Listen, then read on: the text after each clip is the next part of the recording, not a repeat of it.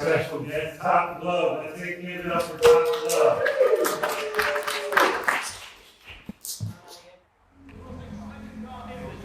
The Audi Quattro, turbocharged, four-wheel drive. Nicola, twice the winner of this event.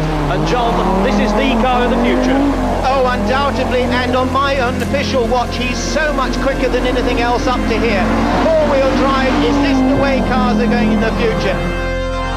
Hannu Mikkola's win with the revolutionary Audi Quattro heralds the arrival of a new era in rallying. The age of the supercar has arrived.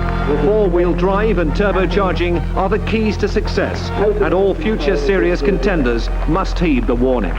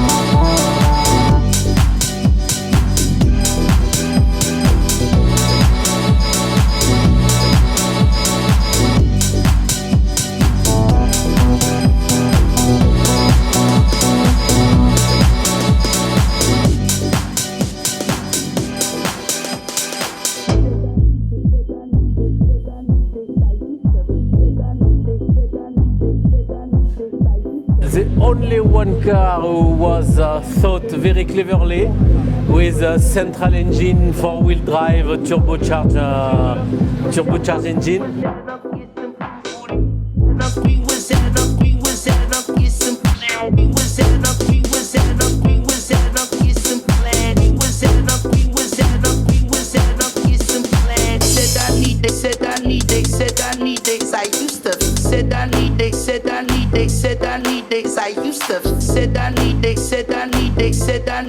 Beats and rap. Said I need they, said I need they, said I need they. I used to. We was at up, we was at up, we was at up, get some food. We was at up, we was at up, we was at up, get some plan. We was at up, we was at up, we was at up, get some plan. We was at up, we was at up, we was at up, get some plan. Said I need they, said I need they, said I need they. I used to. Said I need they, said I need they, said I need they. I used to.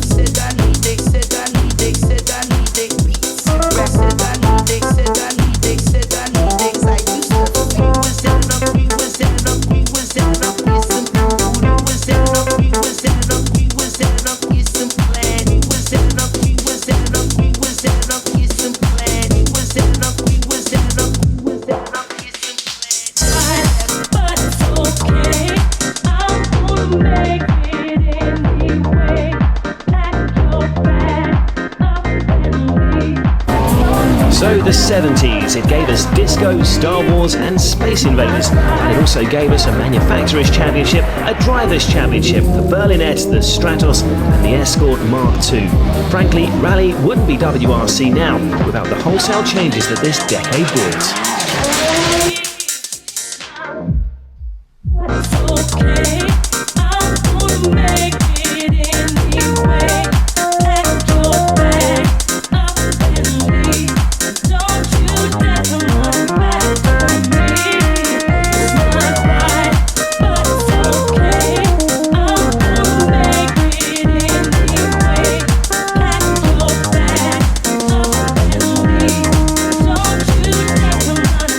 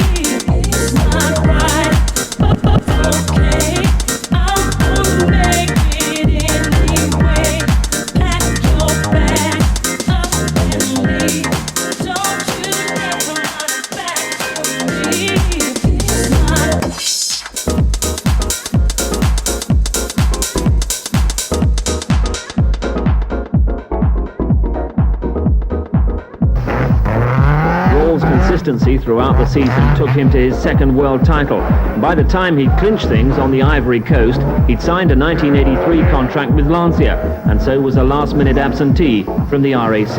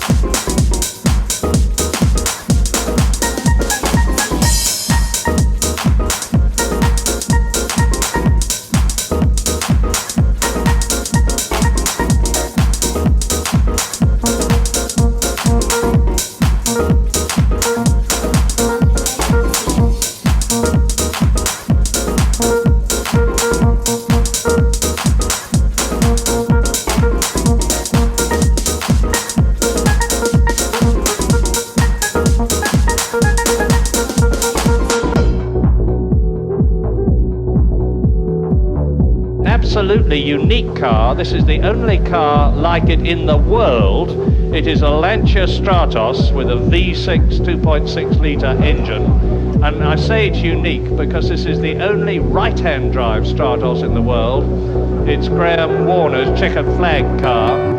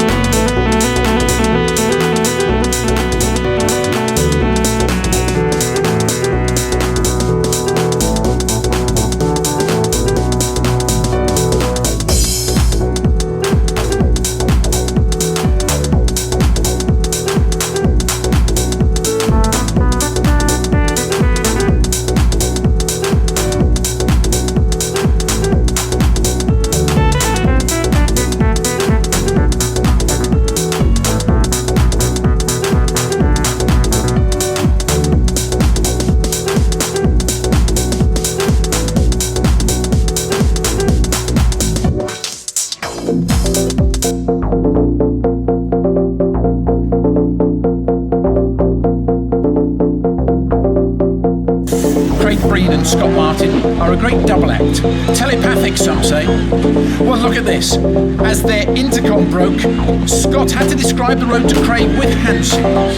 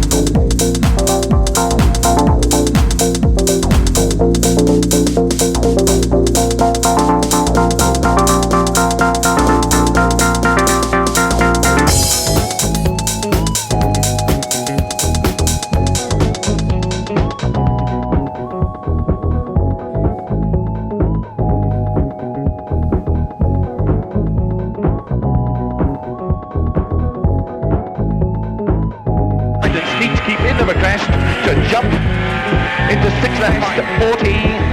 Keep out to the 6 left minus half long. Tightens very early, a big jump. Keep in 120.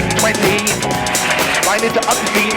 Neat 6 right minus to the crest half long. Keep in to 6 left plus of a small jump 30. Keep right to the crest 50. Short 6 left plus of a...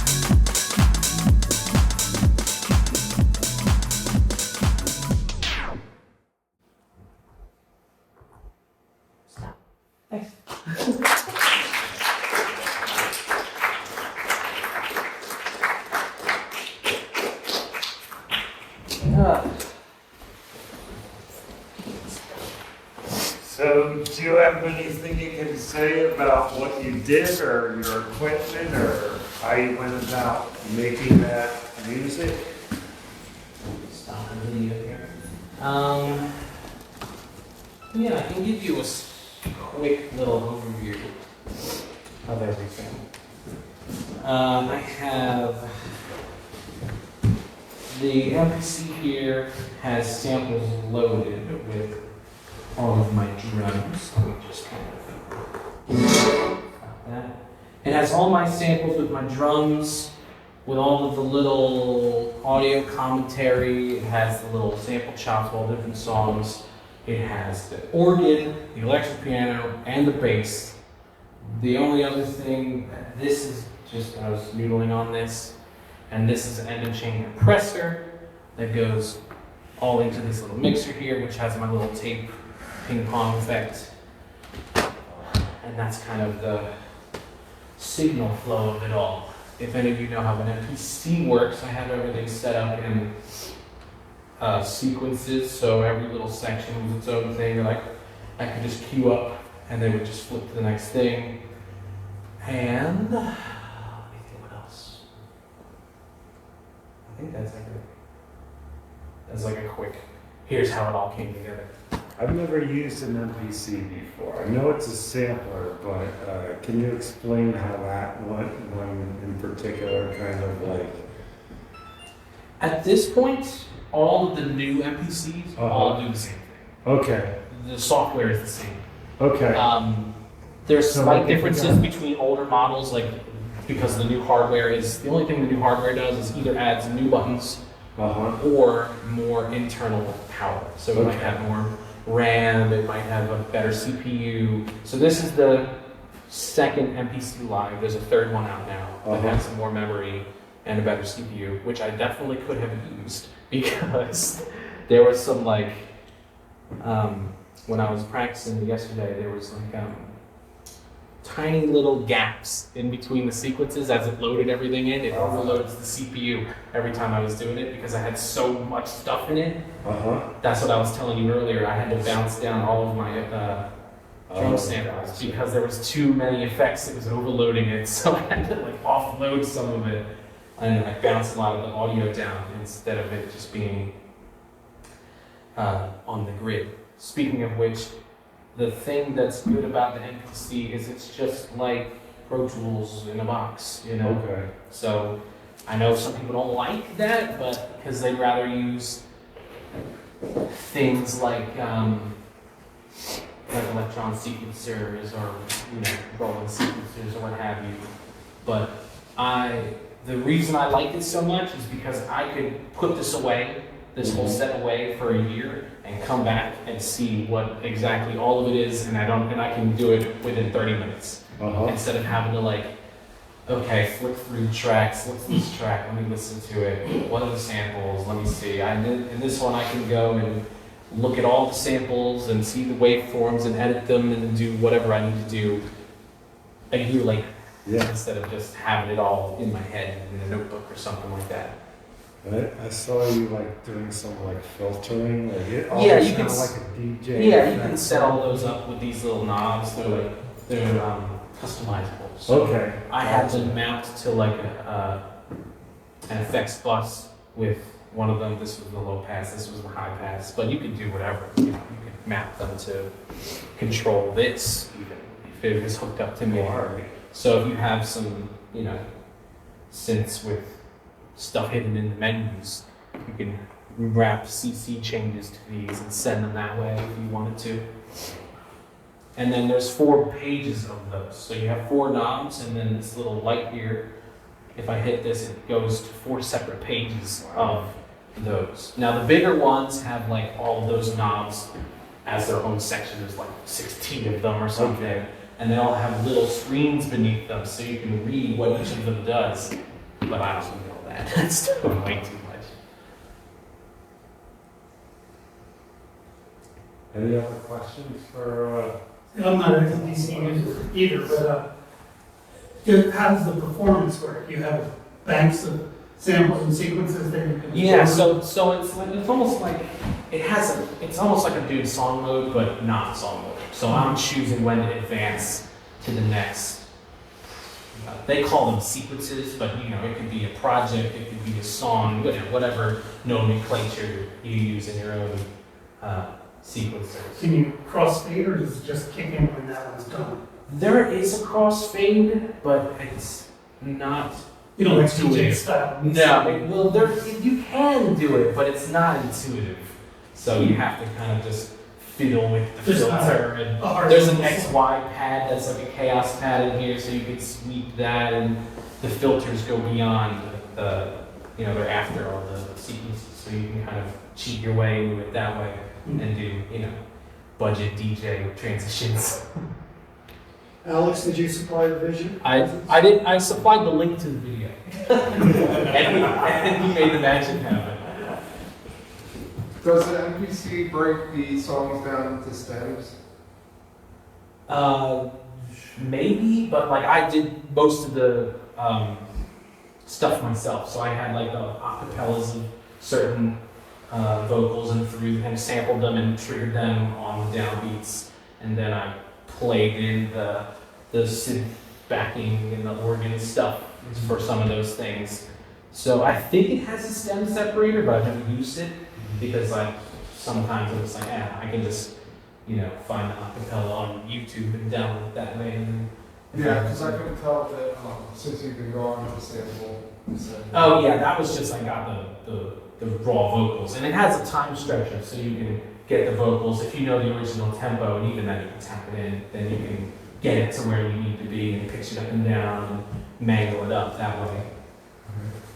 So were the vocals all a cappella and then you programmed the drums underneath, or were some of them more like full songs? Some of them, like there was like the Lady Gaga one in there that was just like a bit of the song, and then I just put the drums louder and then put some organ behind it, and then that way it kind of drowned out the rest of it, and I EQ'd a lot of the stuff I didn't need out. Gotcha. So you're pretty good at those little keyboard fillings. What came first, working with different equipment or playing the keyboard? Playing piano. Okay. Came first. And then I was like, this is more fun. Yeah. So, what's next on your agenda after this? Do you have anything else planned? I have no idea. I know, Nick, you were talking about an online series, so maybe you'll see me on that. Sure. We'll have to talk. You bet. But at this point now, I got nothing on the radar right now.